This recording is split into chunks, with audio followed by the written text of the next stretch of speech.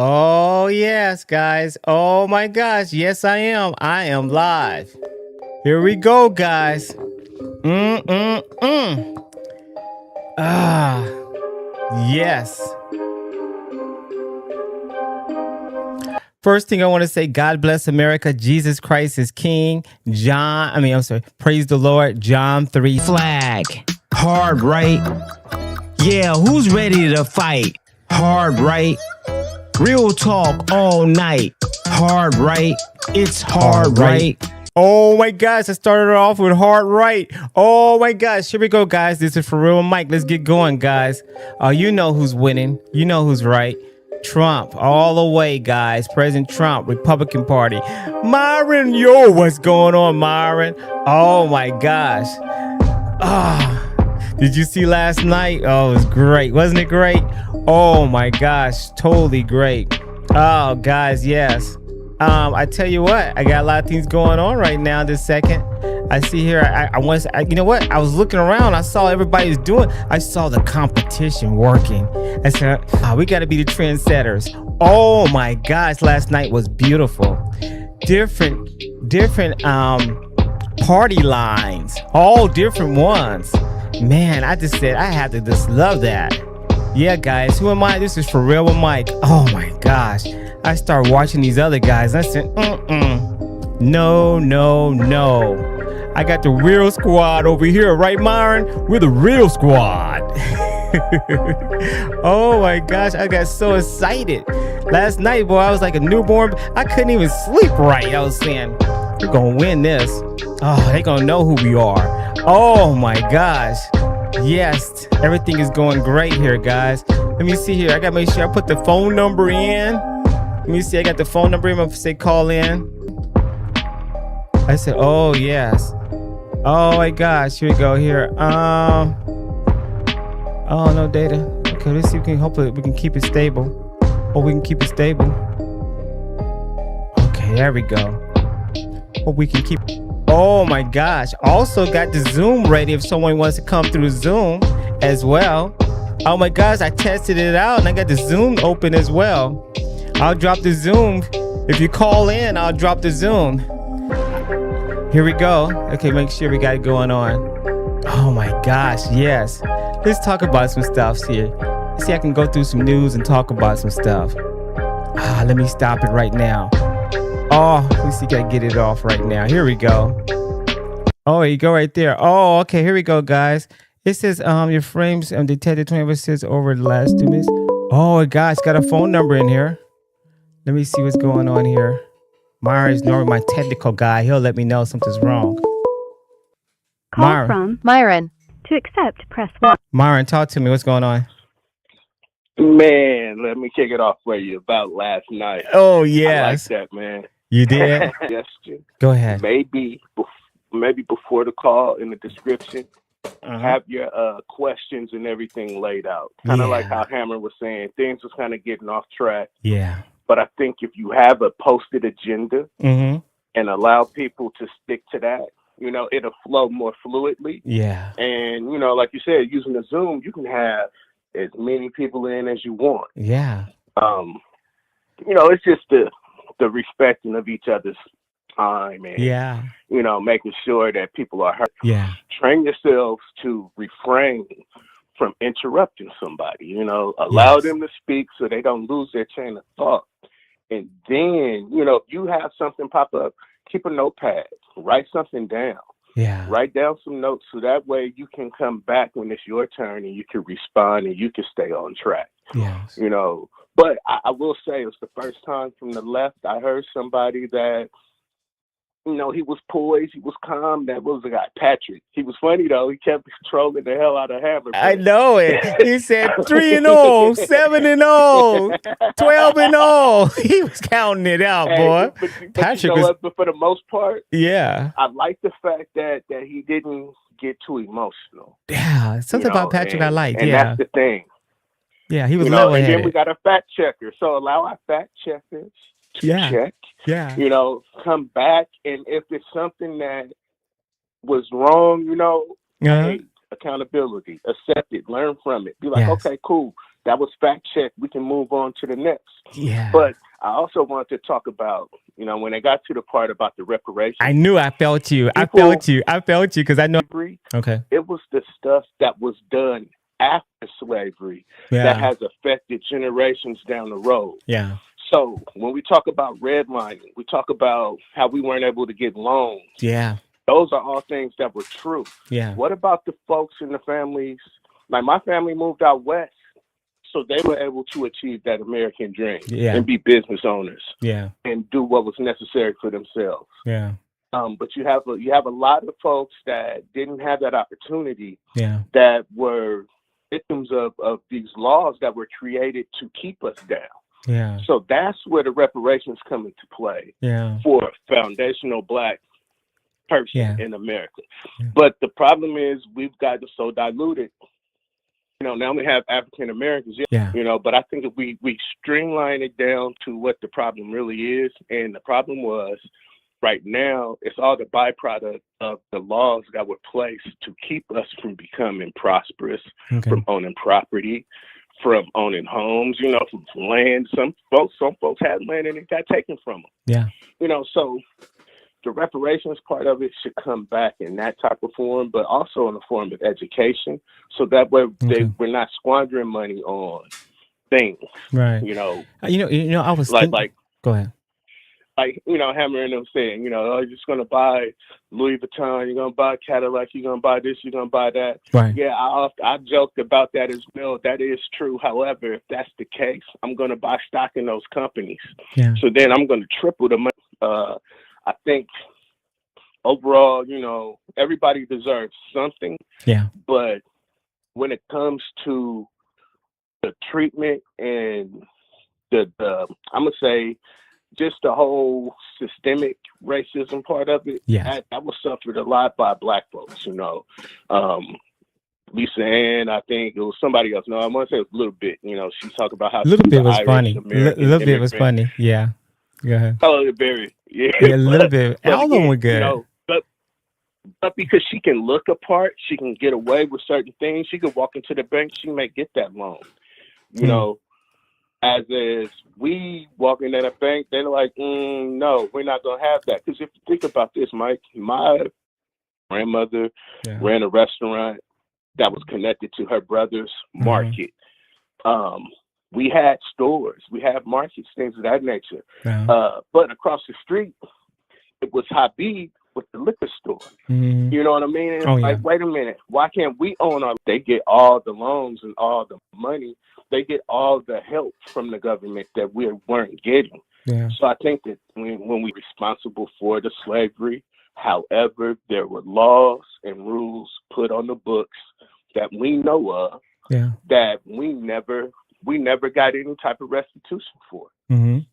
So that's where it's at for that, but that's just how I look at it, and it's something that I have to really think about. But what having that forum last night and being able to hear everybody's opinions, in real time. Hold on 1 second. To see what they really thought. Okay, 1 second. I got a phone call come through. Hold on a second. Call from. Hello, this is ForRealWithMike. Who's calling? Hello. Yeah. Is it your first time calling me? No, I never have, but I listen a lot, but really? I never call. Oh my gosh. Okay, Tom, hold on a second. I have Myron on the phone. Give me like 2 minutes. Hold for 2 minutes, please. Okay. Okay. All right. I appreciate that. Okay, Myron, I got 2 minutes. I got a new caller named Tom in Florida. What else you want to say? Okay. What else you want to say? Well, again, just about last night, I like it. It was different.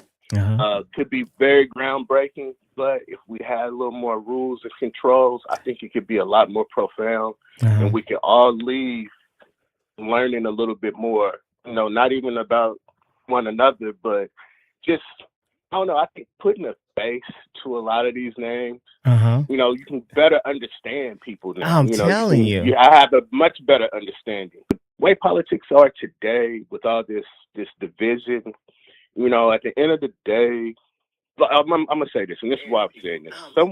I was in another chat, and someone actually thought that if they didn't have representation, somebody from a different party is going to represent you, they have to do what's right by you. Right. Just because this is a former district of Democrats.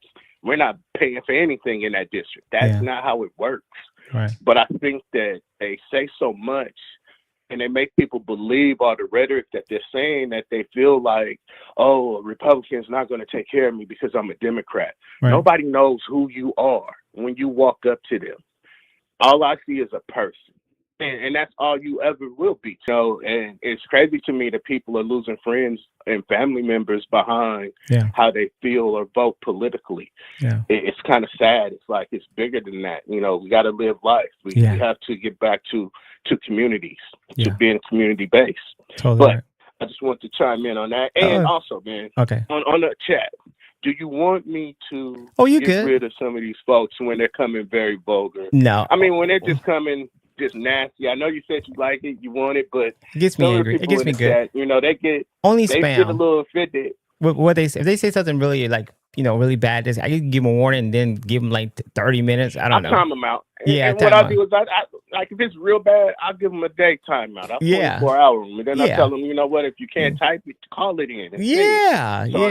That's how I challenge folks. I'm like, you know what? I don't want to read it. Let's say something about it so we can all hear it. Yeah, definitely. So anytime you want me to put some parameters on it, just let me know. Okay, no. The only thing spam. Only thing that's but you know what, spam if it's excessive. But besides that, I like to hit the opposite side. Okay, so if I see the multiple, I need haters. I'm just trying to stop my thing from lagging. Man. My screen is lagging so big. I'm gonna work on it. I'm trying to do dual. This is what I'm gonna work on for this weekend. I'm making sure that this dual thing works. I'm on horizontal and vertical. So don't worry about it. Just pick one of the things to look at. And I'm watching this. They spam. I'm not. It's no overdo it. If you're right, if they're using profanity too much, then yeah. But besides that, I'm not. And they tell me the words because I can put it into YouTube, the words, and then they'll stop them from showing up somehow. So I've been doing that. Got you. I've been doing that, but so hopefully it'll work. That's what they say you can do. You can put certain words in there and just stop them from showing up.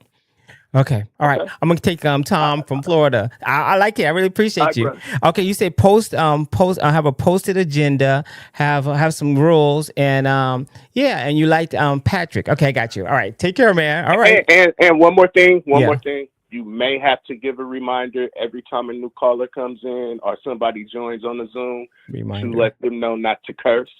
Or to be mindful of what they say because you don't want to get this struck down and you don't want it to all go in vain. At the end of the night, somebody goes off and you got to delete it all.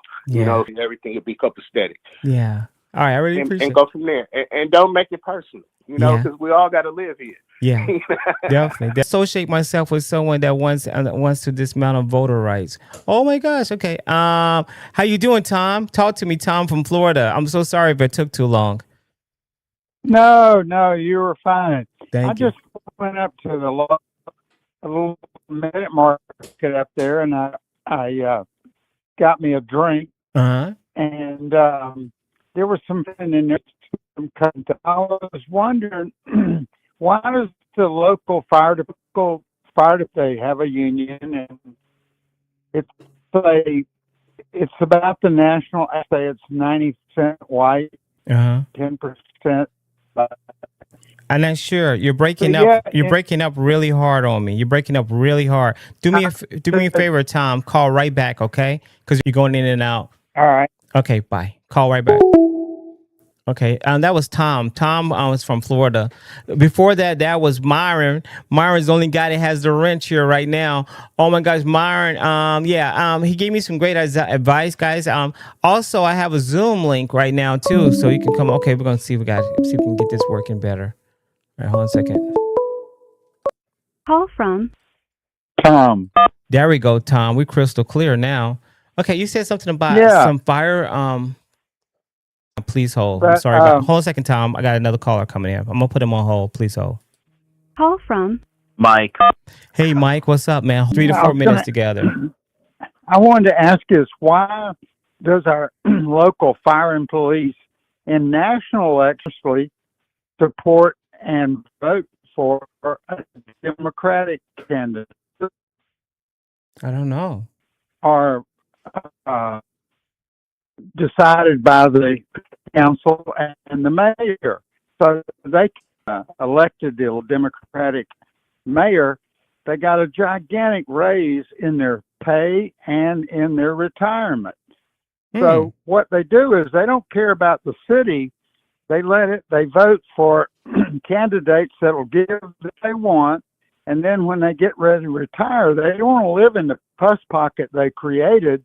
So they move down to St. Johns County with the big retirement and live down there. And what's the difference between the two counties? Or is because one county, the Duval County, will vote a Democratic mayor, but in St. Johns County, it's conservative. They will only vote for a Republican mayor. Tom, can I ask you a quick question? Tom, hold on a second. Is this? It's intelligence. Intelligence. Okay.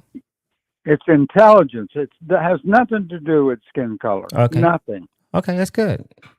For their own good, or what? I'm sorry. Say again. So, what do you think? You think it should be their You think they should vote Republican straight down? I think you should vote always for the best candidate, the best that's for America. Yes, I agree with you. I'm 80 years old. Oh, and I'm a member. I still fly. I care of myself in a large piece of, and I belong to a group that's the most hated group in America now. What group? You know what group that is? Republican Party? The old white. Regardless, it's the old white man. Oh my gosh, the old white man. Oh, that's a funny one. That's a funny one. White man. Oh my gosh, you're still good. You're still good with me. Old white man is still good with me. I mean, you're good with me. Really? Yeah, you help make America great, right? You help make America great. Yeah, you can't convince us that if we cut our grandson's penis off and dress him up like a girl, he's going to be a girl. Yeah. You can't do that. In other words, we're not going to buy that. We're not going to buy the woke because we lived through polio. We lived through the Vietnam War, and we saw a weak Democrat president lead us into wasting 58,000 young men and countless billions of treasure. So we only believe in the truth. Yeah. And we look at things now and realize that this nation is very, very close to going under. Yeah. Reagan said it. Remember what Reagan said about if you have a nation that abandons God, it's going to go under. And we're there. We're there. And we sadly look at things like the Democratic Party. There's been great Democrats. Truman was impeccable. He was the first president we ever had that wasn't wealthy. And he broke himself paying for state dinners and things that the normal wealthy president paid for. He was so broke when he got out, he had to borrow money from the Speaker of the House, Sam Rayburn. He would be ultra right wing now if he was back. So to try to paint one party as bad and one party as good, you can't do that. But the trouble is that now you have the woke generation. The news now is, our newspaper has grown so small, it's ridiculous. Yeah. Because journalism now is dead. Now Tom, it's propaganda and grooming. Tom, it was really great hearing you. Tom, hold on a second. I'm sorry. It was really great hearing you. I'm so sorry I got to stop you. I'm missing calls. But call back anytime, Tom. I really appreciate you. I really do. I have Mike coming on next. Okay? So take care, all right? God bless you. God bless you as well. God bless you. Bye-bye. Bye. Hey, Mike, I'm sorry for holding you up a little too long. Oh, my gosh. Mike, where are you from? Well, originally I'm from St. Louis, but I live in Hawaii now. Oh, okay. Have you called before? Oh yeah. We talked about the Trump taking over the oil, so none of the war machines on this planet move without us giving the thumbs up. Yeah. Hey, Tom. Mike. Are you okay of going on Zoom? I can send you a Zoom link if you want, and you can be on Zoom. Or you just want to be on the phone?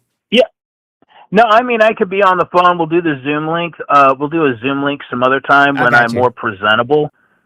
Who's being denied the right to vote? No one. That's the thing. Very good. That's the thing that's killing me about this. Well I used to live in Illinois, and Illinois is easily the most gerrymandered and corrupt state in the union. Uh-huh. And what they did in Virginia is gerrymandering and corrupt. The thing is that you got to understand the reason all these blue states are going crazy is because they're losing population. For a long time, Jackson County, Illinois, was home of SIU Carbondale, because Carbondale was the university. It was in Jackson County. And forever, you couldn't get a Republican in there. Even though all the locals are Republicans, the students would come down. Ironically enough, they'd vote in Chicago and vote in Southern Illinois at Carbondale.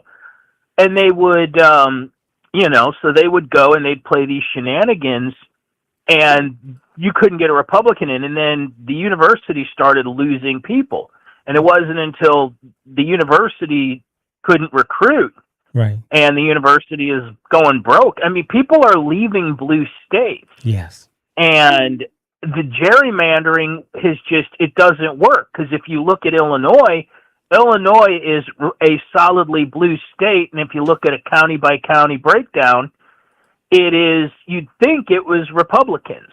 Wow. But it's gerrymandered so that every population is by 40% Republican, right, but they never get Republicans in because, guys over in Malibu and LA, they draw the lines. Right, and Mike, hold on a second, Mike. Yeah. I want to make sure that I have somebody in Zoom right now. Hammer, Mike, are you there?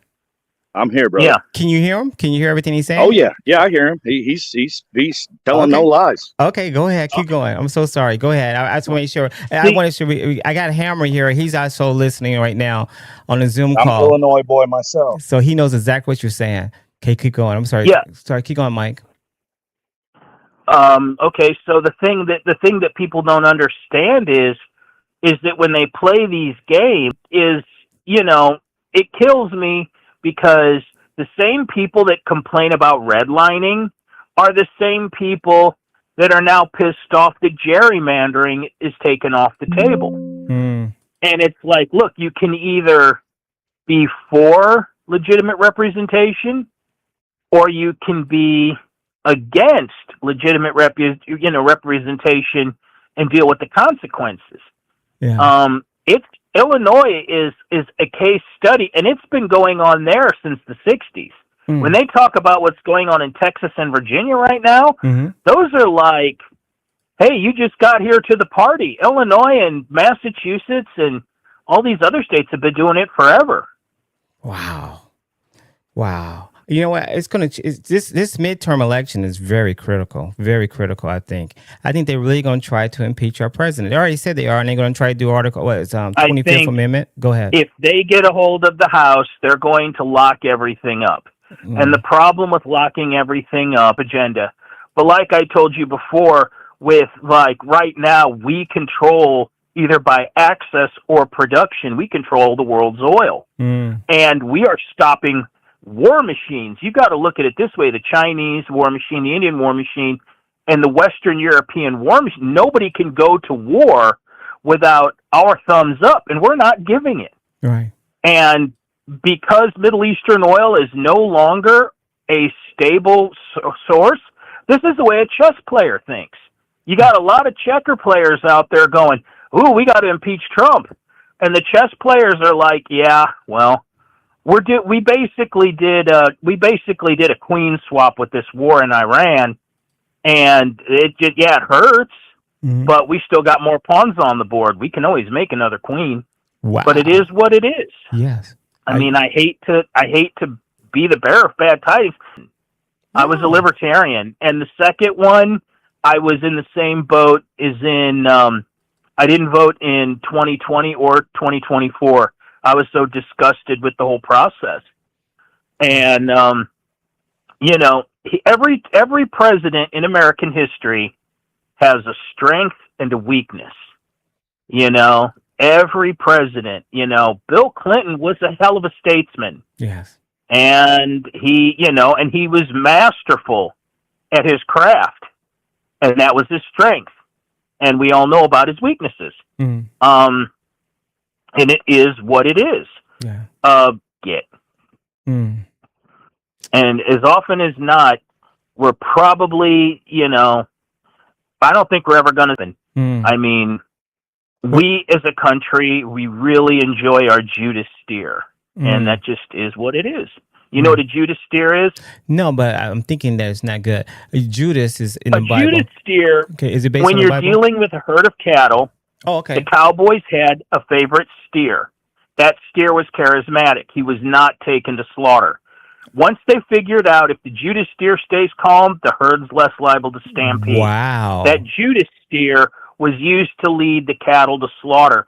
At the end of the cattle drive, he led them into the pen. He was always the first one in the pen. He led them into the pen. They separated him. He got trucked back. And as often as not, he got put on a wagon so that he couldn't break a leg. A Judas steer was worth a whole crew of cowboys. Wow. And if you look at America, if you look at what we elect, if you look at what we value as what are your qualifications to be a leader of men? I mean, seriously, let me ask you a question. I'm asking you, man to man. Yes. Would you follow AOC's leadership or Thomas Massey, or would you follow Trump? Any of these leaders? I'll go through a wall with Trump. I think I would. I'll rock with him. You know where I would follow Trump? Let me tell you where I'd follow Trump. I'd follow Trump to a negotiation, a real estate negotiation. Yes. Or into something where he has to think bigger. He's thinking moves ahead. Yes. Doesn't always say it, and he's articulate as a hard-boiled egg. You know, nothing sucks worse than a guy that says, "You're gonna love it. It's gonna be huge." Yeah. You know, that's usually that's some used car salesman shit right there. But hear me out. At the end of the day, I'd follow Bill Clinton to a brothel. I'd follow Donald Trump into a negotiation. I'd look at their strengths. Yes. And no, we do not have, we cannot look at the leadership in this country and think, if you wouldn't follow them to a barbecue, would you follow them anywhere else? Mike, you're very good. Very damn good, Mike. I want to do one of these shows myself. What's your background, are you man? kidding? I mean, the steer and an analogy with Clinton. Damn. He sold black people on, being the first black president and stuff. He knew how to give their input. I know, but we haven't had one yet. But, I don't think we need one either with that aside as well. We don't even need one.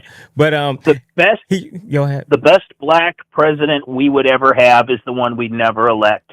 Because one thing I know, I grew up in St. Louis, and I didn't grow up in the friendly part of St. Louis. Okay. The one thing I know is, if you grew up in the city, there's always, didn't matter what color you were, he wouldn't give you bad advice. He'd be the old man going, "Best not be doing that."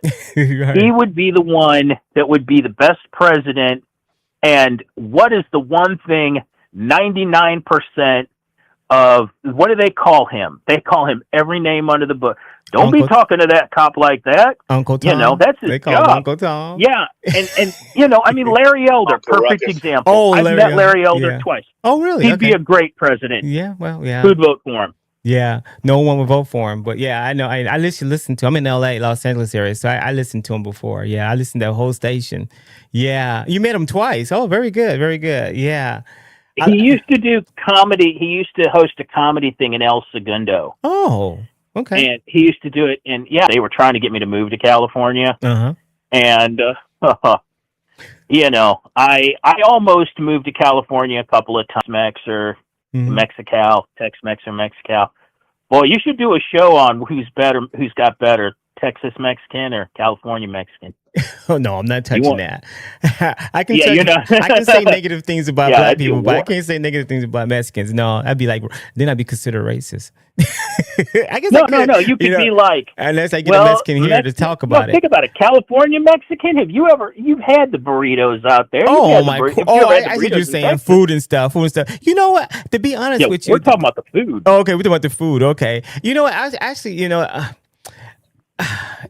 won't even touch it.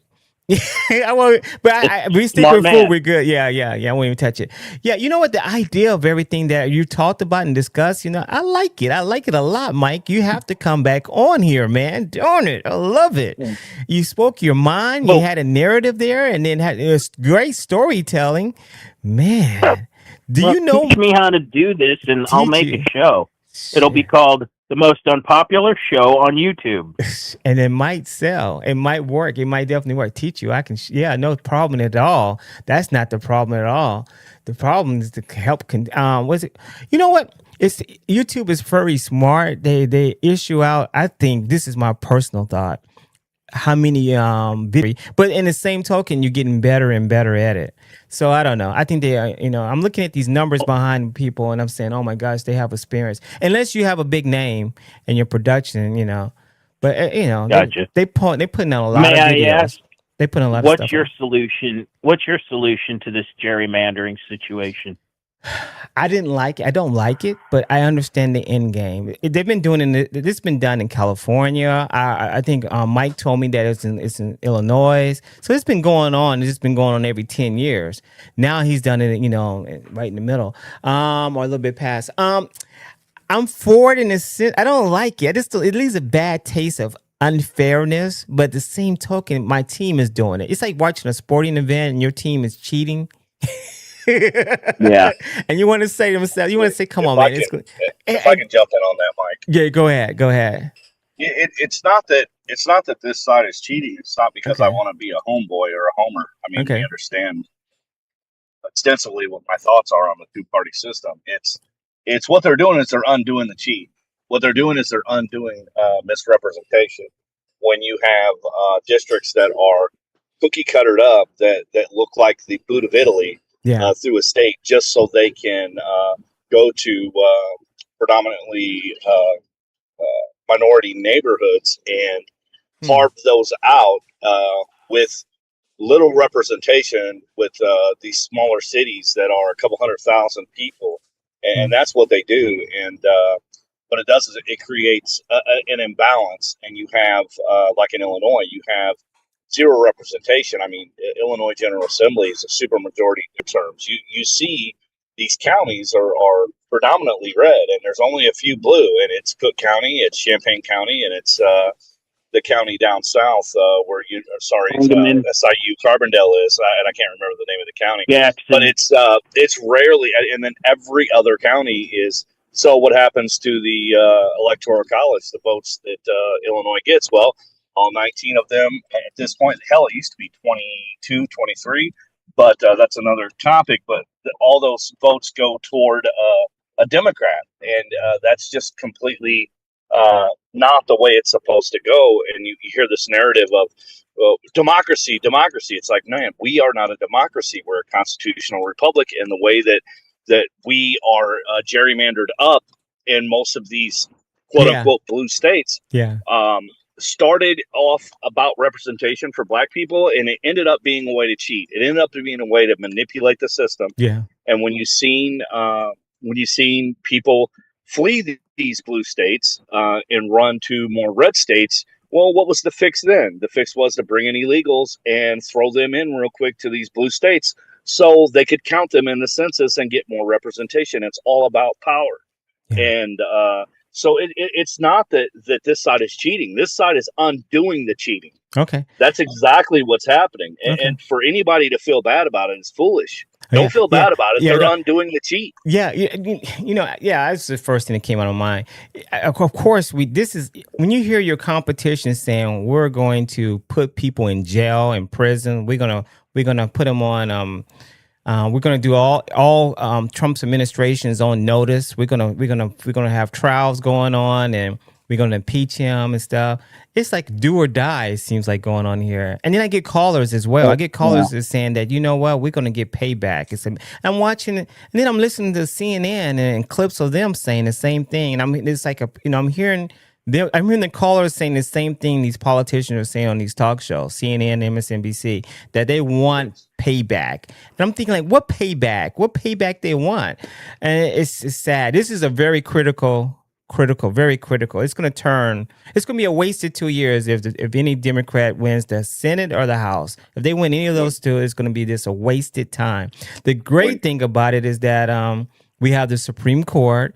Trump is very aggressive on executive orders. We had to have through the majority leader of this. He can yell all he wants inside there over and over again, but it doesn't get done. You're not doing your job, and he's not doing his job at all.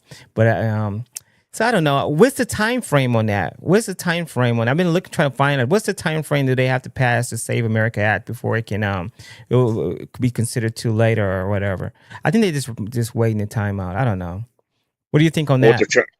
What they're trying to do is get past this next election, and then you have the neocons that are in there, and that's the one thing that people. What's a neocon?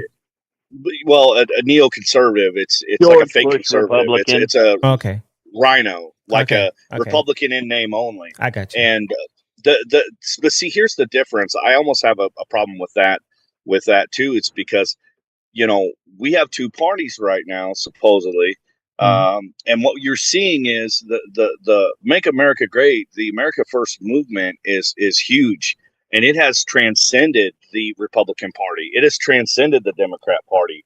And you're seeing a lot of neocons, of these fake Republicans that just, they talk a good game and have been playing. They're like the WWF characters that were enemies in the ring, but in the back they're eating pizza and drinking beer together. I mean, that's what political theater's been for decades, and you're seeing that getting rooted out right now. And if you go against Trump, you're he's polarizing. Look at his record with and this just the in these midterms coming up.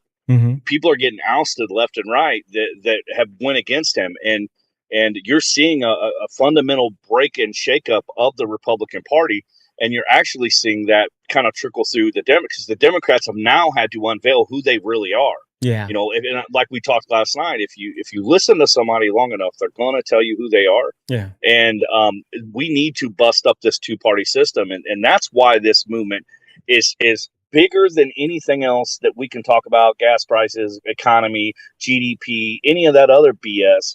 It's the fact that this movement is really shaking up the Republican Party. Now, to the caller's point a few minutes ago, I hope he's wrong, and that the next president, it won't be a guy that takes a party toe line agenda. I hope that this movement keeps going, and I hope that Vance is that guy, because I don't trust Rubio or anybody else underneath. But it remains to be seen. And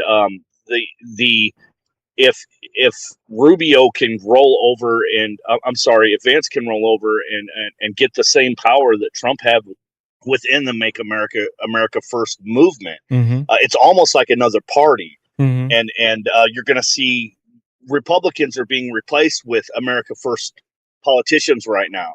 Yeah. So the neocons are out, and which gives less and less power to the Democrats, because a neocon is just a Democrat with an R next to their name. I see. So this is probably going in the right direction, and I hope that at last I hope that gaining these 20 seats with this fixing, undoing the fix is what they're doing. At least I hope 20. This really cripples the Democrat Party to where we can bust this thing up and have a better choice between candidates. Yeah.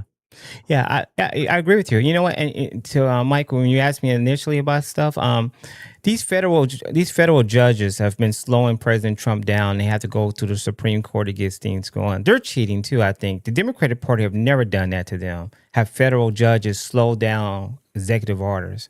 So I mean, it's being played both ways. I can't wait for the next. Okay, go ahead. Well, what they're doing too is, you see in Illinois, whenever they pass gun legislation that attacks the Second Amendment, you see any kind of freedom of speech. There's some freedom of speech issues that have either failed or passed in the lower courts get kicked up to the state court. And what the state court does, it's a tactic that they use.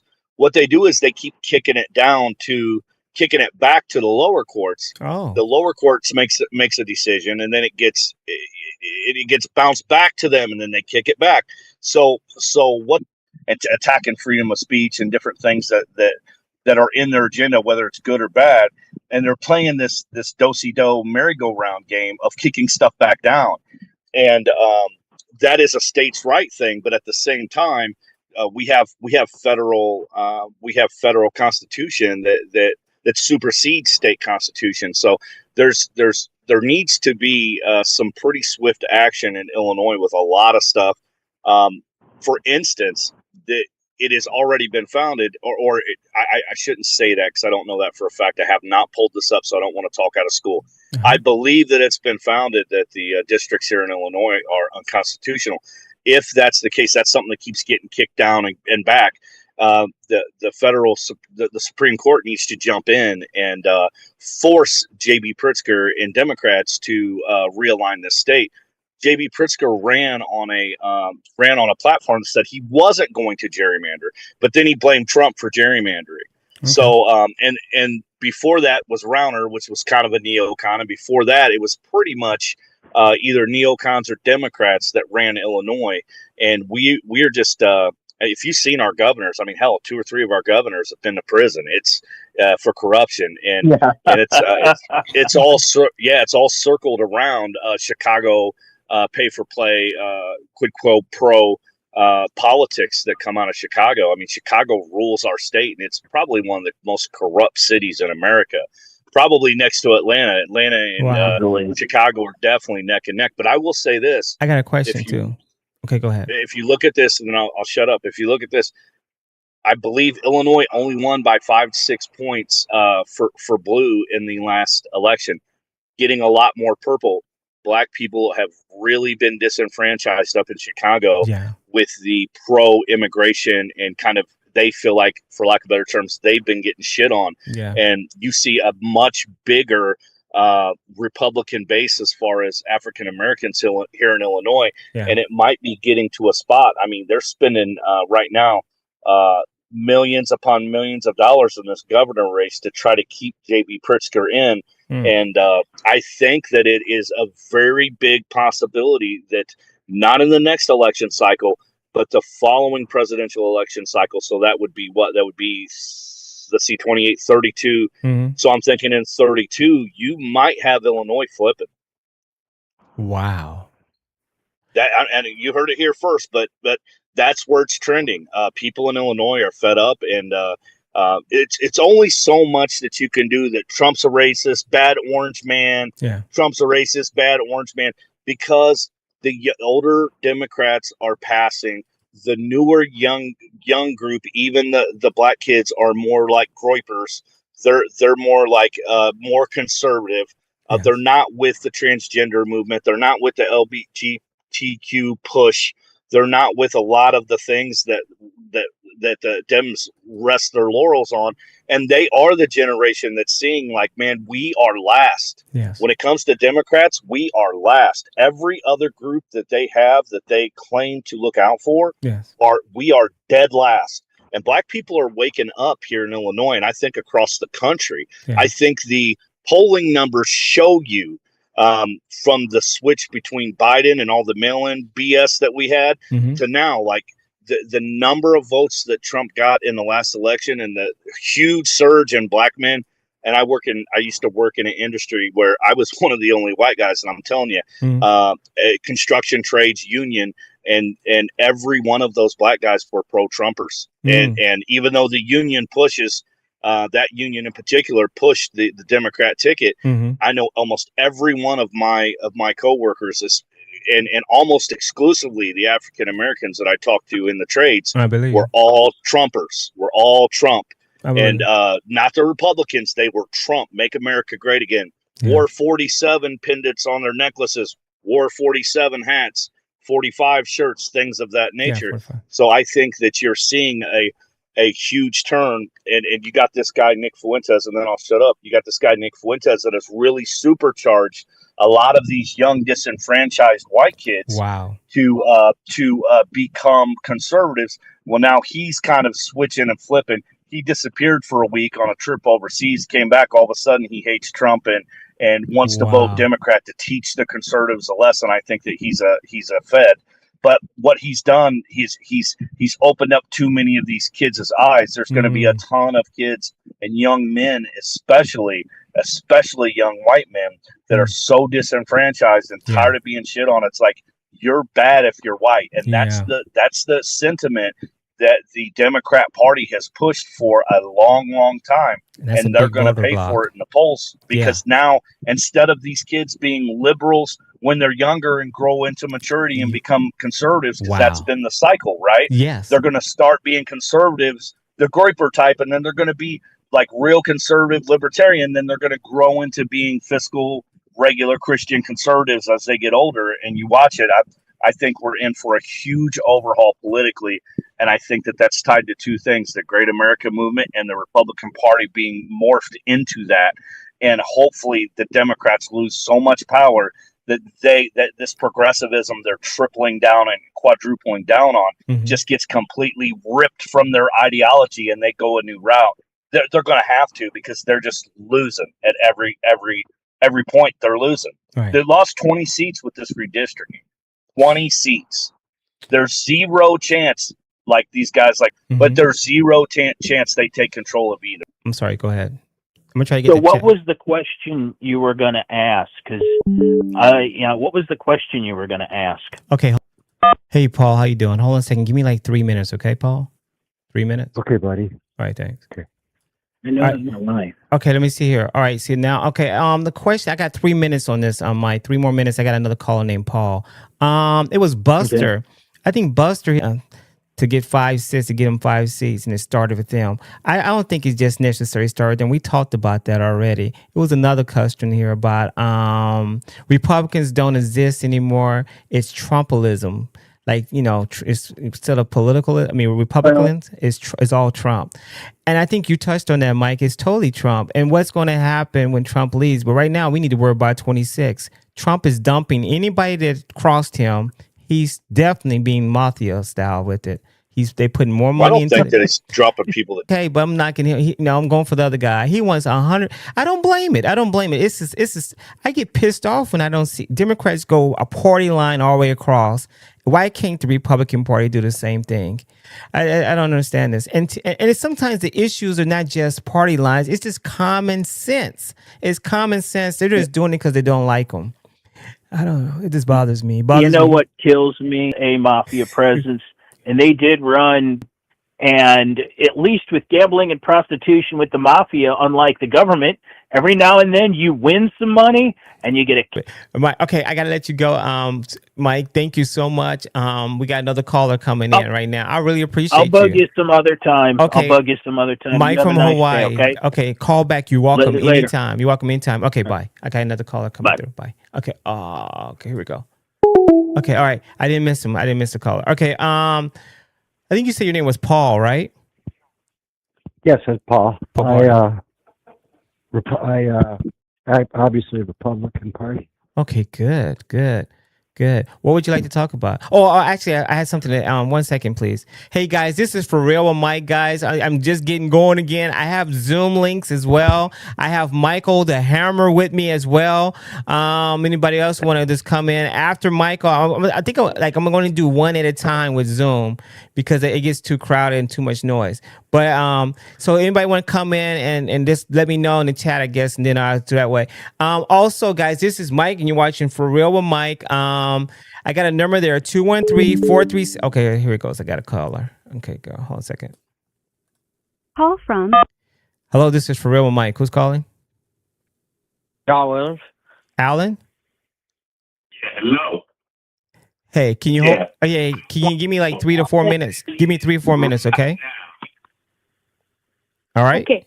All right. Thank you. Oh, they hung up. Hello? Yes. Okay, they hung up. I told her to call me back at 3. Okay. All right, they hung up. All right, let's talk, Paul. Apparently that caller didn't understand what I said, but that's okay. Perspective. What it's really like to live in California. Yeah. And if you think to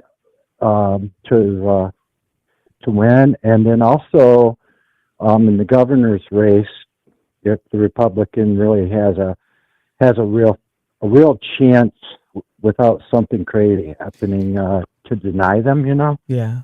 Yeah, it's tough. In California, of course, the major cities are predominantly Democrat, but outside that, and California is a very large state, so it still behooves me on the idea that they win all the time. I still think it's something strange about that.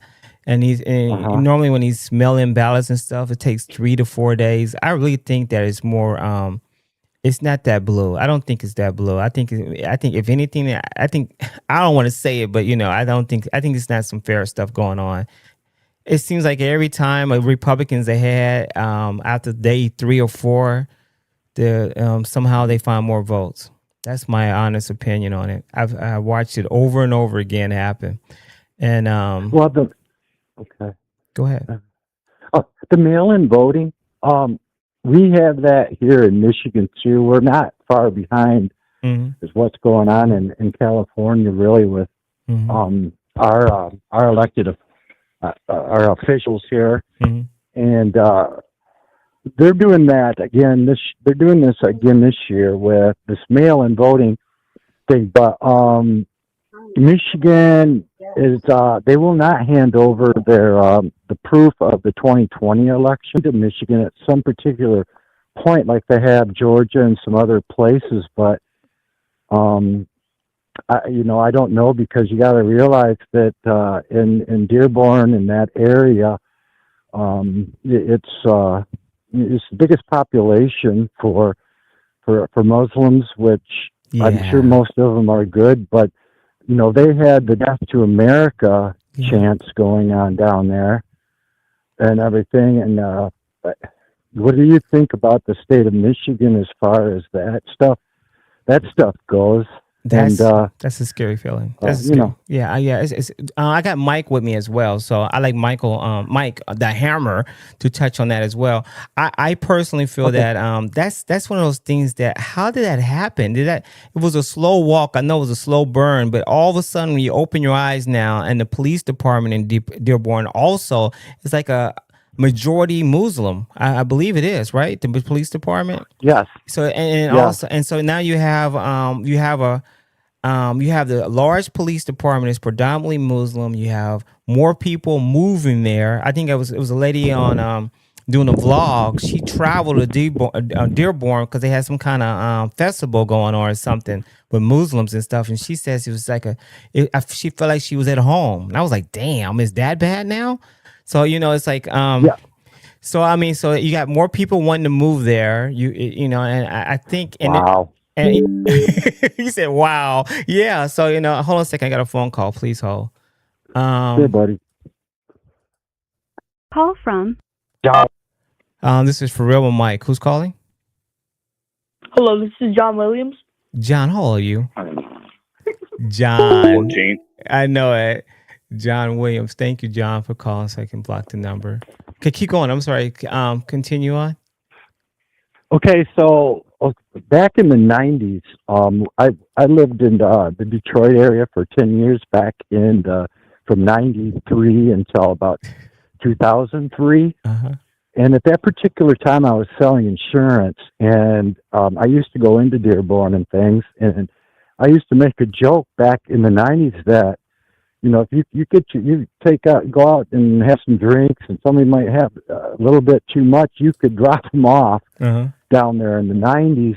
You would think that you were in a different country, and that was in the 90s. Wow. Well, so I can only imagine what I haven't been down there in years. But. Yeah.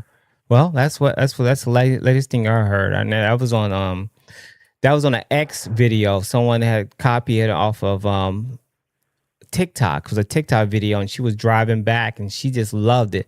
And she just talked about all the police department, everything. She said everything, the businesses and everything she felt like she was in her country, except she was in the United States. Yeah. So exactly. So that and then this is the argument of assimilation, and are you really truly America first, and all these things that that maybe it's an age thing going on. I think Michael touched on it with these young white men in these colleges and stuff. And now they're saying, like, you know what, we're not Democrats anymore. We're Republican. You know what I'm talking about? And they're waking up early. And I think the same thing with I think black men too, who are educated and who are not going full blown Black Panther, you know, and I think it's a large number of that, you know. Even their guy, no, that's a Tennessee guy, Justin Pearson. You know, he was clean cut and he was saying, I want to get along with Republicans and Democrats. And then all of a sudden now he's all militant and stuff.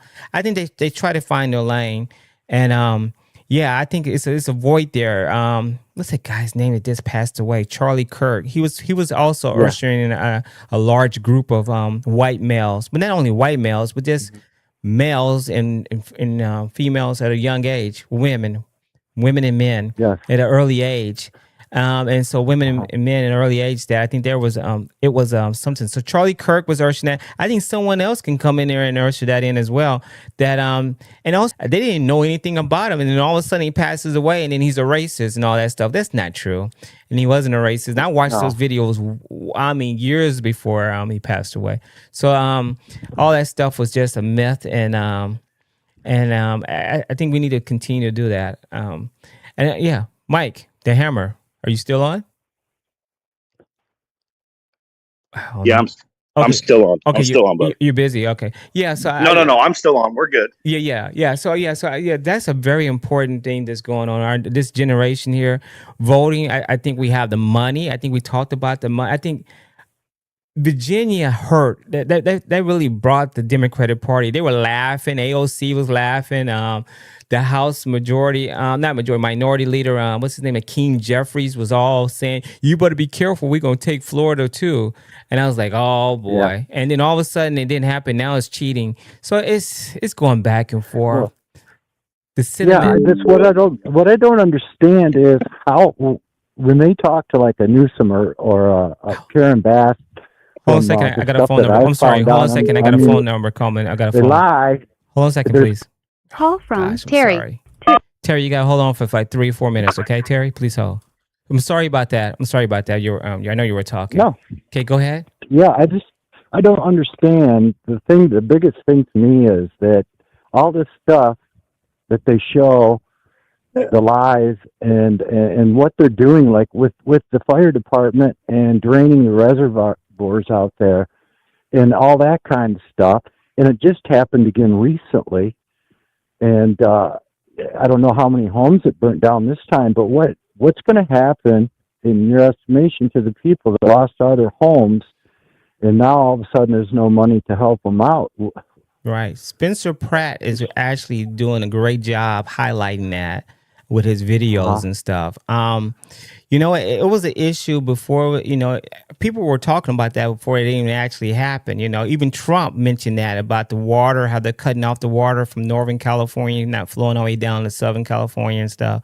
So they were talking about this stuff, and it was over because of some fish, some weird financial, it was business. He was making business decisions and stuff over water, you know? So, so I mean, California. It's listening to the caller. I'm kind of taking stuff in. What you're seeing is from the left is Reconstruction. You know, no matter how much these guys that are pro-left, they've been sold the bill of goods. They don't understand that the Republican Party is not what it used to be, and the Democrat Party is not what it used to be. The days of JFK are gone.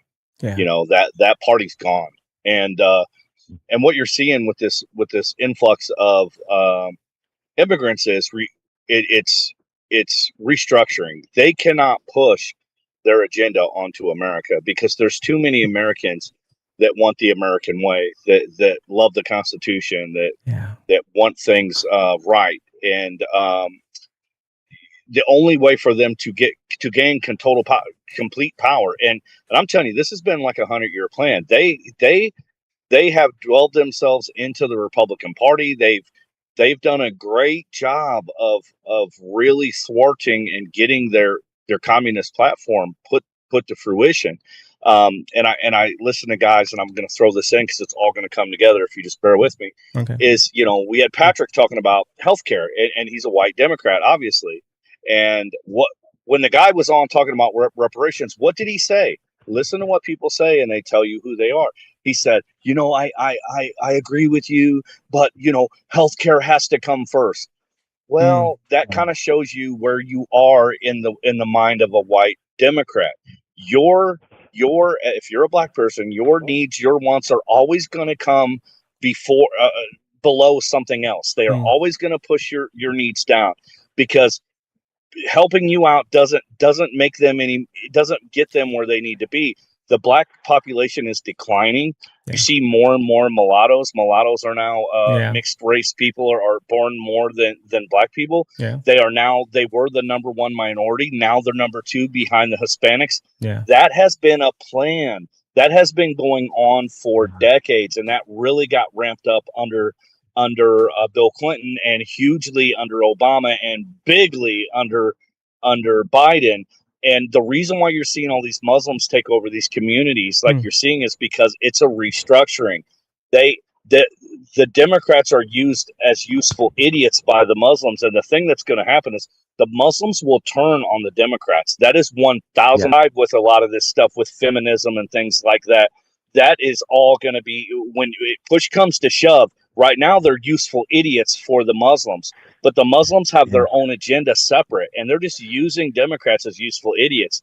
And the Democrats are probably in their mind thinking, the one percenters are thinking, well, we can put a stop to whatever the Muslims. But the problem is, once those guys get a foothold in, they're jihadists, man. They'll die for their causes. And all I can say is, if your platform was so great, the Democrat platform was so great, why are they transplanting minorities from other places, from other civilizations, from other cultures that do not jive with America? And the answer to that is because they will not be able to gain what they need to gain with Americans in their way. And that's exactly why they're doing what they're doing.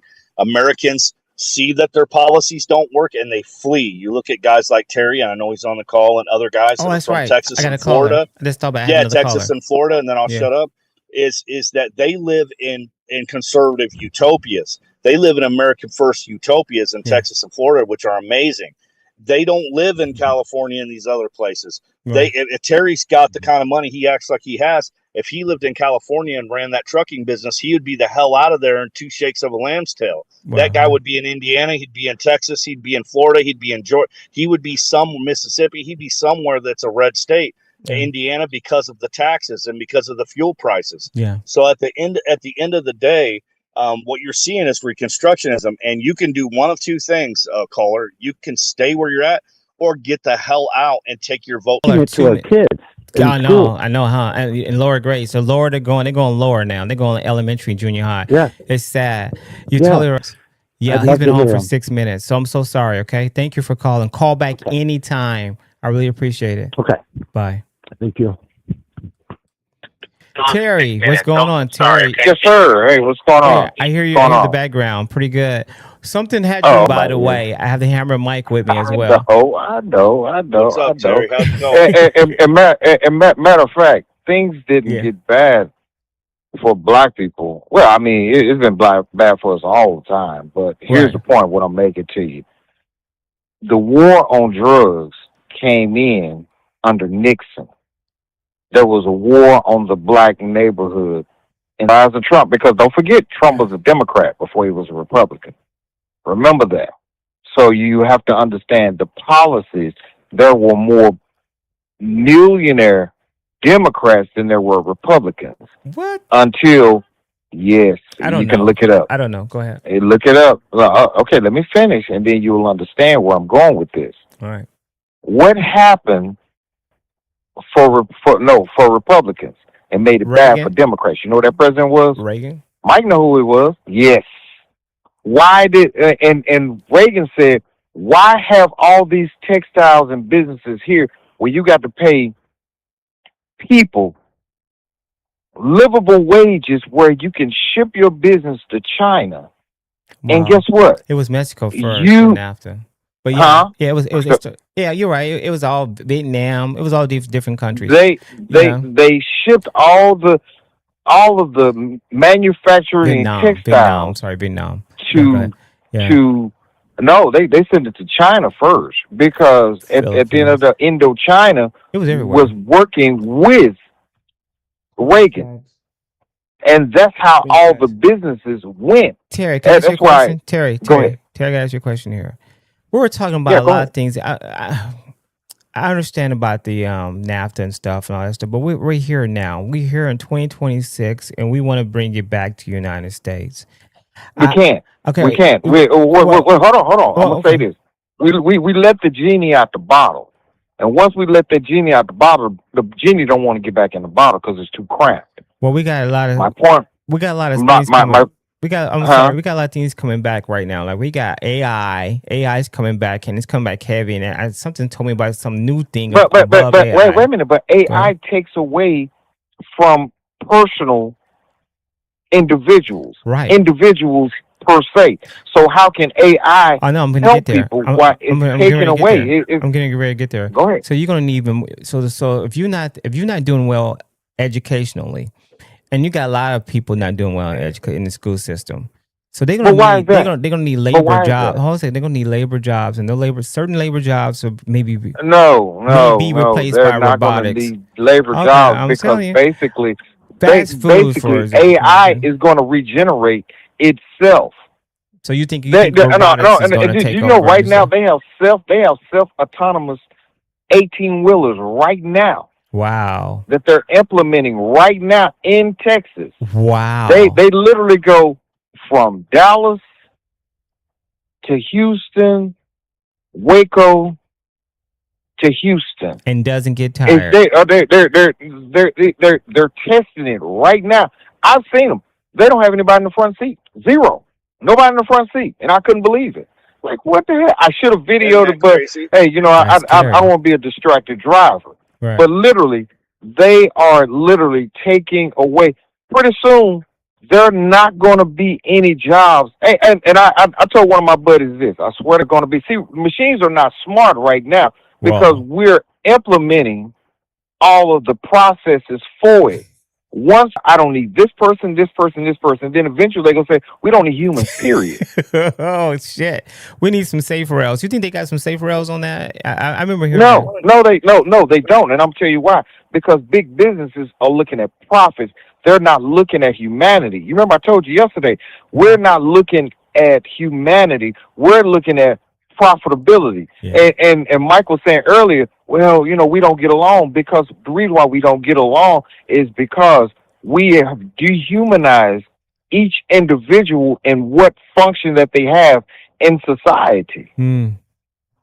So my whole deal, what I mean by that is, everybody's going to assimilate with their presumed race. Do you agree with that? Well, everybody's going to assimilate with their particular race. Well, like you said, in Dearborn. Terry, do you see all of? Yes, go ahead. You're just so we're clear. Like you're late 50s, correct? Like almost 60. Yeah, 58. 58. Okay, 58. Yeah, I thought you said something like that. I think that was very true for people in yours. But I will tell you this: I'm a couple generations below you, and we were really integrated together. Like for instance, I was on a. You're about my son. You may be about my oldest son age. Yeah, my oldest I son probably is 34. am because you're about my dad's age. So what I'm saying is that our generation and below are like we had the picnic tables. We had the tables at school in the lunchroom where you would have the black kids, the white kids, the jocks, the headbanger kids, the smokers, the nerds. They would all be at the same table, very much integrated. It's in high school, whereas the black kids sat on in this area, the white kids sat on this area. They never commingled. They played sports together. That was about the like I think people will eventually flock and have more in common with people of their own culture. But now, like for instance, when you hear quote unquote black culture has really kind of inundated like young people, young whites are really kind of intrigued by it because it's Mike was saying earlier. Yes, that's why you have a lot of. I tell my kids, love who loves you back. It doesn't matter if they're pink, yellow, green, I'm going to say this, and I hope it isn't controversial. And you might agree with me, you might not. That's where I'm like, hey man, I don't have any problem. I don't have any problems with like people intermixing their races. I think that where it becomes problematic is when the numbers get to where they are now, because now you have a new sect of people, and you've got a lot of mulattoes that are not really. They're kind of becoming their own culture. They're not really. They're not really in with the blacks. They are. And I'll tell you, my son, and that takes away, in my opinion, is a mulatto. My son's girlfriend is a mulatto. Matter of fact, my nieces and nephews are mulattoes. I mean, my nieces, all my nieces are mulattoes. Because I would like to ask you a question, and in good faith, like it's a real question, because I really want to get your take on this. Do you think that intermixing of the races, and not for any superiority complex like white power or black power, but I'm talking about, do you think that melts down and hurts the black community and or the white community in the aspect of trying to make No, it doesn't. I'm gonna tell you why. I don't know about that, when you intermingle both of them, they're black. Yeah, they're not white anymore. Well, see, that's not white anymore. That's the thing. No. So what it does is, and I'm gonna say this, and you may not understand this, that pretty much it dilutes the white race. It doesn't dilute the black race at all. We're still maintaining. No, okay, hold on. I disagree. Okay, can I push back? 1% of black. Hold on, 1% of black is what? I know, but still, Terry. That's the one. No. Answer the question. But 1% of black is black. Yeah. Well, to Democrats, you have any percentage of blood. You have any percent of black blood, and I'm gonna tell you that was and I'm serious. Y'all have to understand this. And Mike, I'm gonna say this. And you, hold on. I know you're gonna disagree with this, but I can send you a link right now, and you will see exactly what I'm talking about. That was, and I'm not calling. Hey, it is what it is. Yeah. I'm just telling you that was the demise of Neanderthal because they had a weaker gene set. The choice is clear, and their gene set got overtaken. Keep your eye. Okay, by guys. Black people. Okay, guys. Go ahead. I'm getting ready to show something right now that Myron just sent me. He said the next time you look into a cab of a big rig between Houston and Dallas, you might not see a driver. So this is something. I just told you that. Right. I just told you that. Okay, here we go. So I'm going to play it right now. I saw it with my own eyes. Hold on a second. I'm going to play it right now. Here we go. So it's going to be, it's 30 seconds long. So hold on a second. Ice peeled. The next time you're on I-45, driverless semis are now on the road. Autonomous trucking firm Aurora launched its service in Texas this week. The self-driving trucks are doing regular long-haul routes between Dallas and Houston. The semis have computers and sensors that can see for more than 4 football fields. During the 4 years of practice hauls, the self-driving technology was able to complete over 1,200 miles without a human in that truck. Who needs a human, right? Wow. That's it.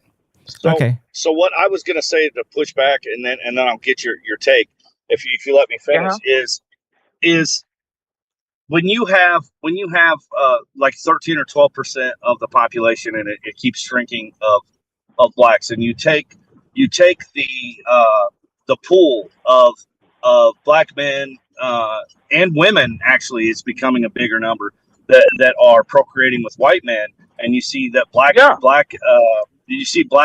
men procreating with white women. What you're seeing is an actual kind of extinction in a new subgroup of people, and you see like blacks are less and less and less in our society. Yeah, dark. And I'm agree with what you're about to say. You're going to see basically the annihilation of the darker race, and you're going to see annihilation of the white race. Well, so guess what? It's going to be a brown race. It's going to be a brown race, and then guess what? Those people are basically going to subjugate themselves together and say, we don't need neither one of these people. I don't know. Bet that. Man, that's going to happen, bro. I guess what I'm asking is that like it will stomp out black people way faster than white people. And do you think No, that it will that's not. good No, it for will not. the black race? Can I say this? Can I say this? It was a documentary that more black women are aligning with white men because they look at black men as the problem. Yeah, and they see white men as more white women are sympathizing with black men because they understand what they're dealing with white men. I heard some. You feel what I'm saying? What kills me about that? I've seen that, Terry. And you know what kills me about that? I agree with you. But you know what kills me about that? Yeah, go ahead. I'm sorry. Go ahead. And what kills me about that is, in reality, if you talk about the problem with either race, it's the women. And not because I'm being misogynistic. Amen, brother. Hold on. Problem. White women are a problem. Not you all, know, it's a word most. for that. It's called God. Wait a minute. It's monogamous. No, monogamous. Monogamous. That's her name. You got misogynist, then you got monogamous. Oh, I see what you're saying. Okay. Yes. You have misogynist, you have monogamous. And monogamists look at men as the problem. Misogynists look at women as the problem. Terry, so you're lying. Yes, sir. Go ahead. Here's the thing: is that we've got real data that shows the issues that go on and that's hurting the black community. Isn't necessarily the black men, it's the black women. The black women are the ones that are choosing not to be married. The black women are the ones that are having several kids with different men. The black men actually are getting married. Did you know this? And you can look this up. Do you know there are 54% of black men that are childless? Yes, that's what I'm saying. 54% of black men are childless. That's crazy. Women are having children with men that already have a family. Wow. Right. That's scary, though. That's not good. And that's the issue. When I bring that up, people say, well, I'm racist or I'm a misogynist. I already know. I know the fact because my younger brother don't have any kids. He's 57, and my brother-in-law is 45, and he has no children. And he's not going to have any at age. More likely not. And black women are having children by multiple men, baby daddies, but they'll have 4, 5, 6 kids by different guys, and white women are starting to do that too. But that's the whole rise in feminism that's hurting both sides. Yes. Because it ain't. Mike, I'm gonna say this, and you gonna understand exactly what I'm about to say. Both of you might gonna understand what I'm about to say. Men make choices. Women have options. That's totally true. Let that sink in. Yes, because we have to make a choice of who we're going to give our seed to, right? A woman, if she don't like the seed that she have, guess what? Somebody else will come in and take on your responsibility. Right, and you can am do I lying or not? You can do nothing about it but pay men make choices. Men make choices. So a man will make a choice on to take on somebody else's responsibility. That's why you have multiple women that have multiple children by multiple men. It doesn't matter what race. Hey guys, because go ahead. I got President Trump is locked in the White House. Have you heard about that? Oh wow! I haven't heard that. Well, when that must have just happened. Yeah, I think what's his name? But in closing, and then I'll get off this so I can say this, and then I'll shut up about it. In closing, is that yes, you have a sect of black men that are labeled bad because of crime rates and statistics and whatever. But then you have a big sect of them that are trying to do good, that want to be married, that have their shit together, that are really good people in society. And the problematic thing for those guys is they don't have a lot of opposite races. You think China? That's what I was getting ready to say. Chinese, they're going out because guess what? Really, the man. I'm talking about both.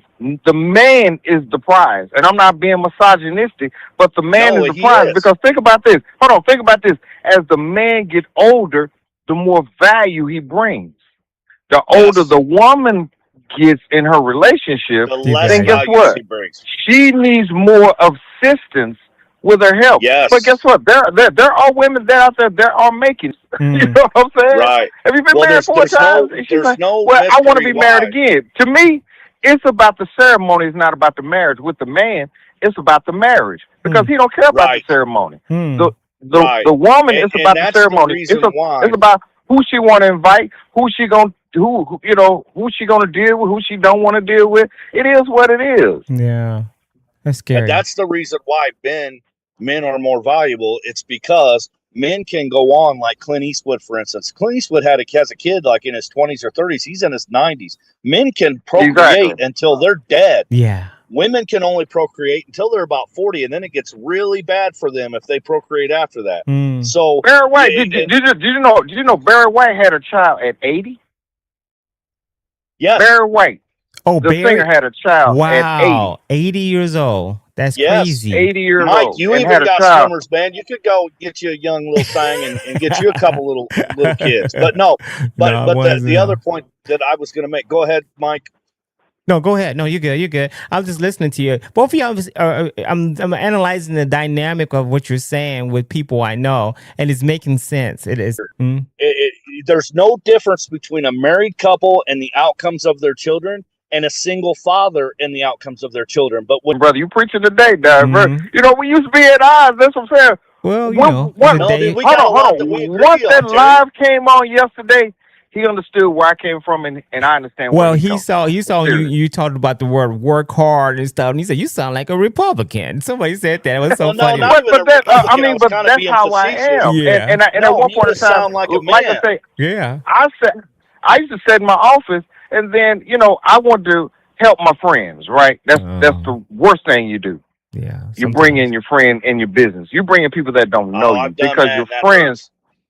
Your friends, I brought a couple of my friends in, and hey, T man, I can't do it, brother. I can't do it. The chat last night made me do, Terry and Mike. You know what it made me do? What? It made me listen and try not to be right all the time. It made me listen, which is sometimes I get stuck on. I know my faults. I get stuck in this complex where I want to be right, and that's stubborn that I got to get past. Yeah. But it forced me to listen, and when I was listening to Terry, my perception of Terry came that Terry's not a Democrat. Terry's a man. And that's and some of the shit he was saying about his fathering and the work ethic and the different things made me really respect Terry and think, you know what, man, Terry's a man. He might have different political views than I do, but me and Terry could have a beer together. That's a guy I would respect and probably go to his house and be there for him. Like that's a guy that I would go to bat for. And I think we need more of that stuff. Yeah. Yeah, but see that's what I'm saying. We need more. Well said. Same thing with Buster, to be honest with you. He said disclosure. Disclosure about who we are. You know what I'm saying? Yeah. And once we start doing that, then we can say, wait a minute. Yeah. Mike, I understand what Mike's saying. And Mike said, I understand what Terry's saying. You know what I'm saying? And then we can start bouncing things off so we can really help our community. Because me being mad at Mike don't help Mike, and Mike being mad at me don't help, but it hurts our children. Yeah. Because we take a bias and a prejudice mindset to our children, and our children become affected by our decisions. Yeah. And then when they go to school, they like, wait a minute, I thought these people were like this.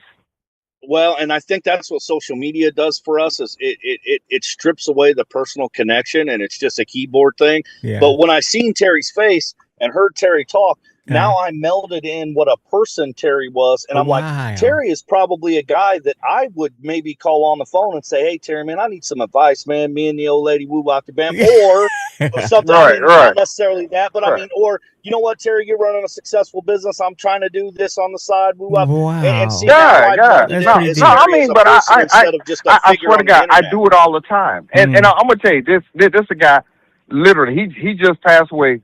He killed himself. White guy. Damn. Real cool. No, he killed himself.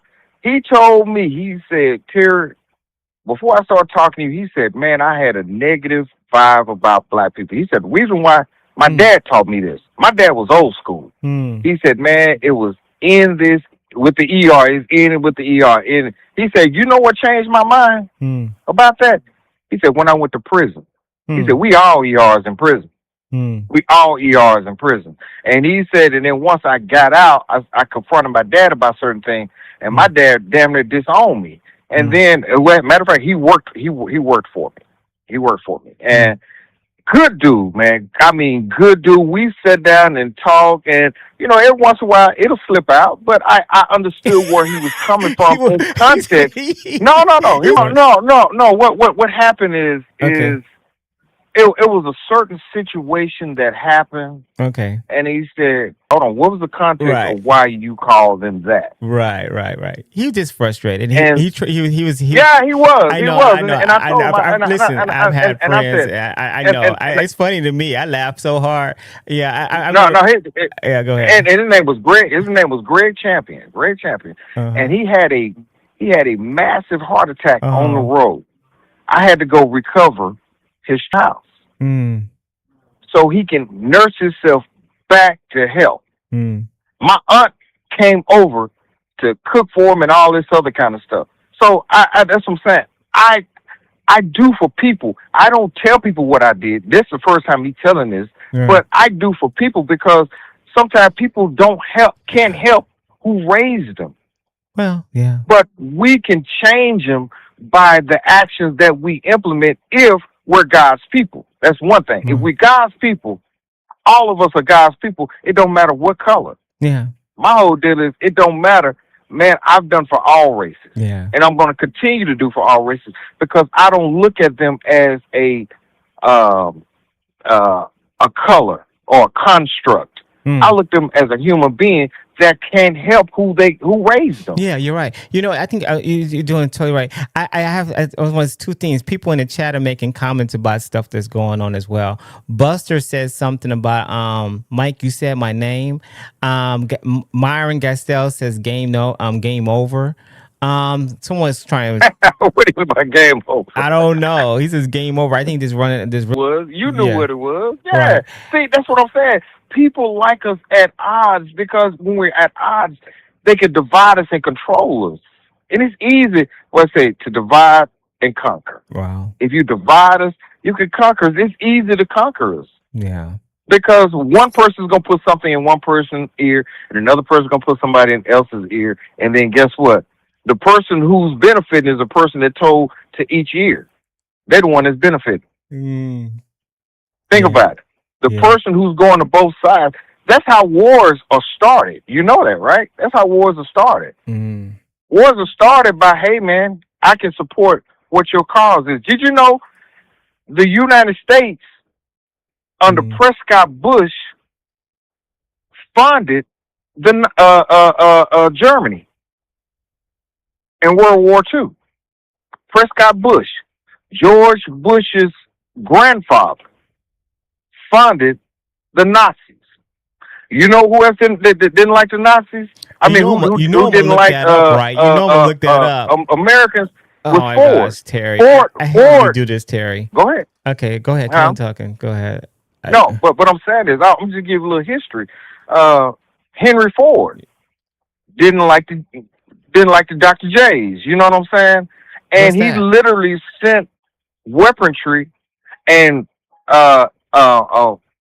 vehicles to Germany. And guess what else happening? We were also fighting Germany. Let that sink in. That's what's going on now. We're having, again, Israel is telling Iran, the United States is going to destroy you.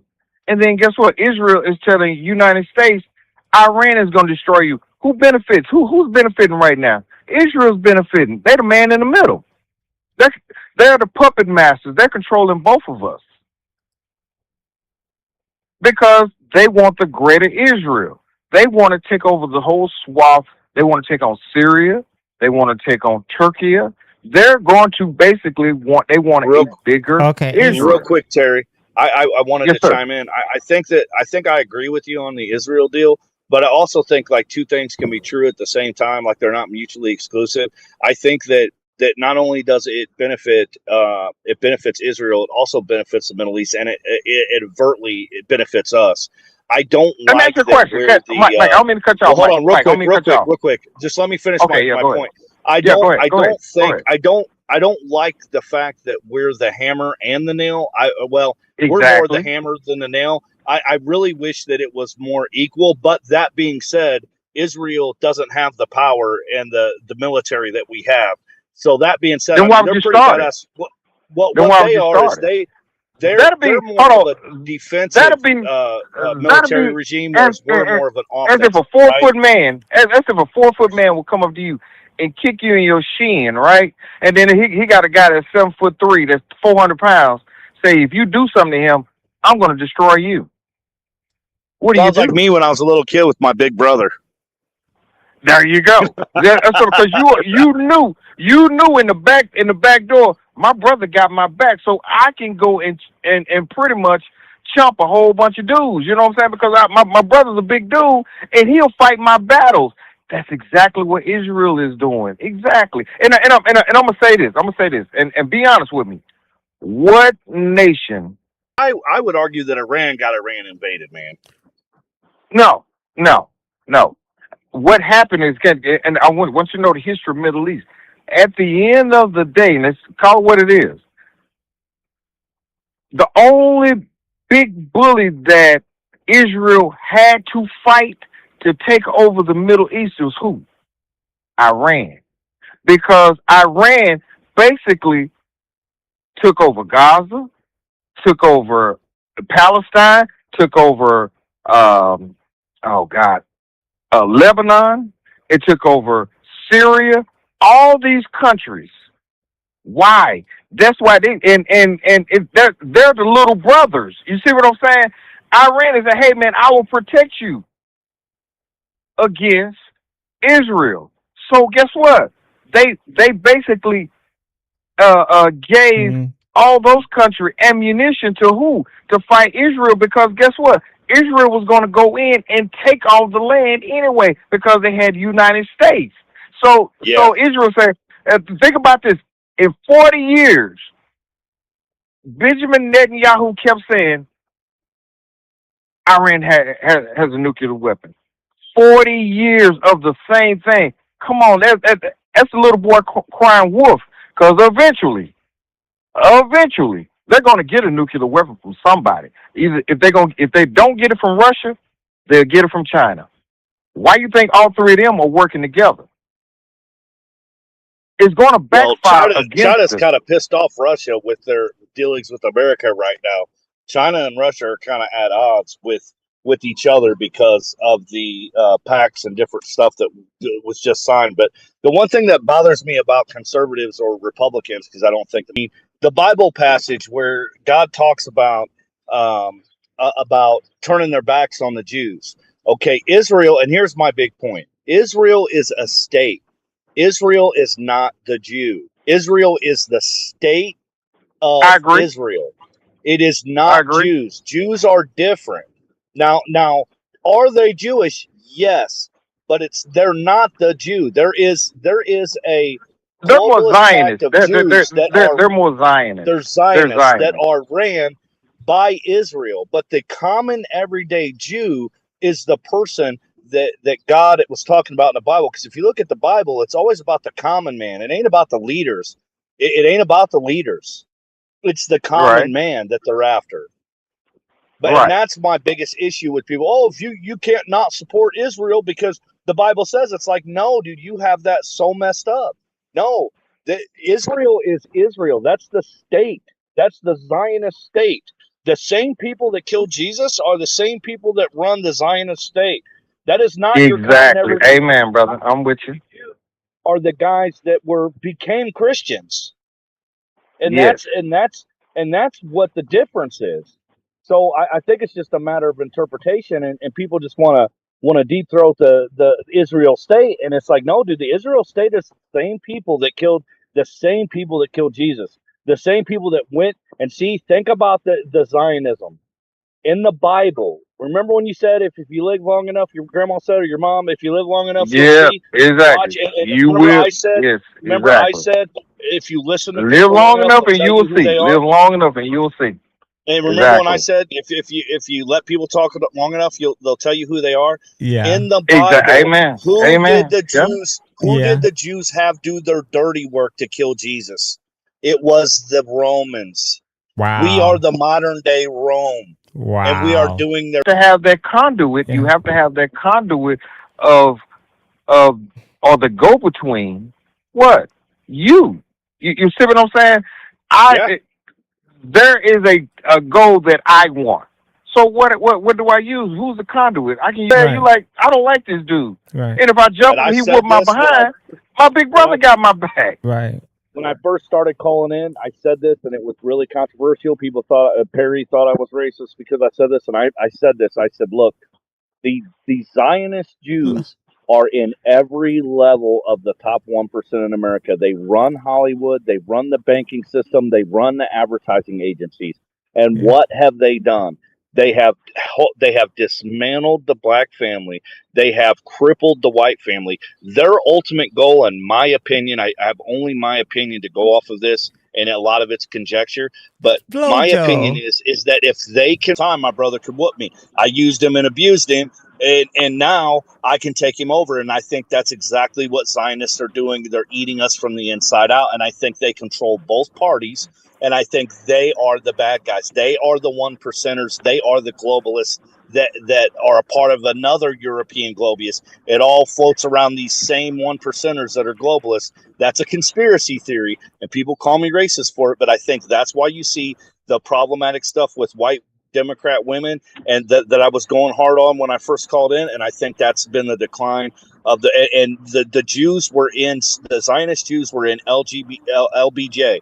LBJ made a comment, and I pulled it up while you were talking. He made a comment, and then I'll shut up. He made a comment, and it's this: if you can convince the lowest white, right, and he's done it.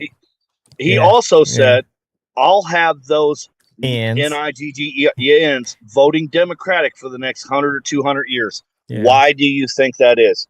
Because it is another example of the Zionists using and manipulating to get what they want, and if they can keep white people and black people in America separated and keep us down, and they can destroy the black community, they can wash out the white community with black blood, they get a whole nother race of people that they can completely control, and then they become the world powers. Amen. Yes. I said that, and people said I was racist for saying that. They got TikTok and all this other kind of stuff. People are agreeing what you're saying. Swaggy said this caller gets it. A lot of people are agreeing what you're saying here. I agree as well. I just want to make sure. I see you, Brian McCarthy. I am divine. I see you there as well. Forever Roman. I guess this is Menace or something. Menace here. I see you as well.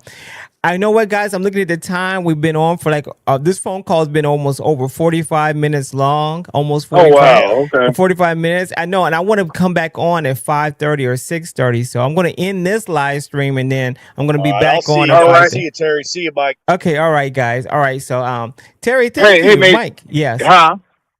Yeah, go ahead. I was going to say thank you. No. I was going to say both. Yeah, my son, they are supposed to be going to some studio. Wow.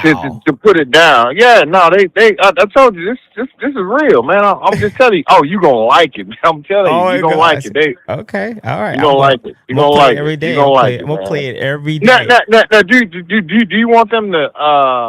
How do you want them to send it to you? Oh, just send it as a what's it? MP3, whatever. Okay. Yeah, I think they know what to do. Yeah, send it MP3, and send it, and then I can play it. Yeah. Okay. Make sure it's copyright too. The music part, so I won't get docked on it. Oh no. It's gonna be his own music that he's put up. Damn. That he's making his own beats. Hey, I'm 100 for it, man. Whatever. Hey, Mike, be safe. Both you Mikes, be safe, man. Okay. All right. Bye. All right. Bye. I think what's name hung up already. Okay. Bye. Yeah. He already hung up. Okay, here we go. All right, guys. Oh, I'm sorry. This was so good. I was listening to him. I was reading and stuff, and I'm just lagging. I'm lagging and stuff. So I want to definitely stream both horizontal and vertical.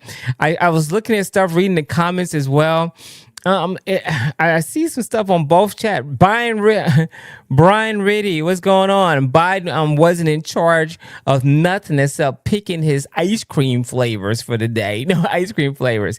You're so true. It seemed like he was definitely out for lunch. We all can admit to that. Hey guys, it's about that time, guys. I really enjoyed everybody here. I see Buster Starfish says, see me the link later. I'll get down with y'all for real. Oh my gosh. Thank you guys. Oh, who we got there? I see right there. Is that Myron? I think it's Myron right there with the thumbs up. Thank you, Myron. Oh my gosh, Myron. That's M. Gastel. Oh my gosh, with the wrench. Thumbs up, baby. Oh my gosh, I see you there. I mean, it says that Democrats aren't capable of competent leadership. I am divine. Need not throw stones in a glass. Need not throw those. Oh my gosh, I see you there. I'm divine. Need not throw stones in a glass house. Trump Butters here says, and Trump is riffing. Oh no, I got you there. All right, but Buster Starfish, forever roaming. Yeah, Trump has to clean up the mess that the Biden and the Democrats have made over the past couple of decades. Before he thought it was real. While Brian McCarthy says Trump says bad shit and incoherent stuff all the time and falls asleep during his public meetings. What are we talking about? He's just as old and senile. That's not true there, Brian McCarthy. You know that. You have to know that. MAGA has nothing. My brother, you need to get on the phone and call or Zoom up. I'm gonna stop reading your comments if you don't do that. Here we go. Democrats are expensive. McCarthy says here what he says. He says they say that Trump. Oh, I'm not gonna read that. Here we go. Isaiah, what's going on, Isaiah? I'll call you at 6:30. Make sure the phone lines are working. Wow, I see that. I'm Defiant says no cleaning up. Trump BS. Oh my gosh, laughing out loud. The Hammer says here. Libs provoke you until they bring out your ugly side. Wow. And then they play victim. That's right, they bring out the ugly side, then they go victim. Oh my gosh, I got Brian McCarthy says here, and I ain't gonna read yours anymore, Brian. Here we go. Here's Minute says, true. Someone says true about a Hammer's comment. I got you there. He said we don't want the Dems tomb able to clean up the Trump's work. I don't know what he's saying. Divine said Trump is sleeping in his twilight zone. I don't know. Trump is working hard. Brian Riddy, what's going on? Brian Riddy, what's going on? It's all you. Nothing. It says nothing. You said this whole stream's been a fat lying ass wipe. Oh my gosh. Here he goes. Thank God for the second. Oh my God, Swaggy. What's going on, Swaggy? Trump bot. Oh no, I'm not gonna say that. Here we go, guys. This is For Real with Mike, guys. I really appreciate each and every one else here. Let me see in this one here. I got some more here. I got DD. Oh, what's going on, DD? Trump literally made himself exempt to the RSF. That's not true. His past, not his future. Since I think it was May 29. I can't remember what day it was, but it's not King. Praise the Lord. John 3:16. John 3:16. God bless you. I'm out, guys. Woo!